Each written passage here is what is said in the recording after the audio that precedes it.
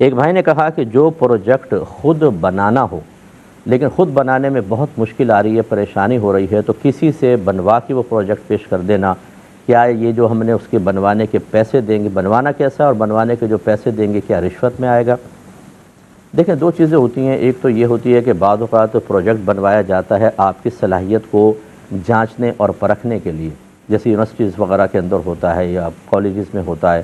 اور اس پر باقاعدہ نمبر حاصل ہوتے ہیں، تو وہ تو پھر خود ہی کرنا ہوگا۔ اگر آپ نے کسی اور سے بنوایا اور اس کے پیسے دیے تو پیسے دینا بھی غلط، اور پھر آپ کا بنوا کے اس کو یہ اس طور پہ پیش کرنا کہ یہ میں نے بنایا ہے، یہ دھوکہ اور جھوٹ ہے، اور دونوں گناہ ہیں، اور اس پہ آگے بہت بڑا وبال بھی ہے۔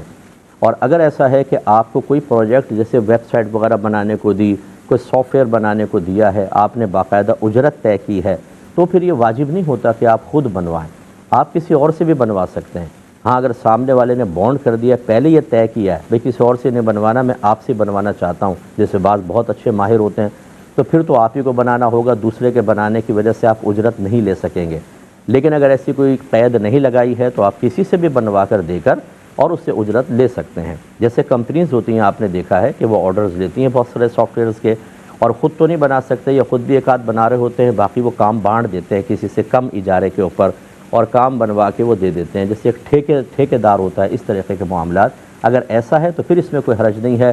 بنوانا بھی جائز اور اس کے پیسے دینا بھی جائز ہوگا۔ ایک بہن نے فرمایا کہ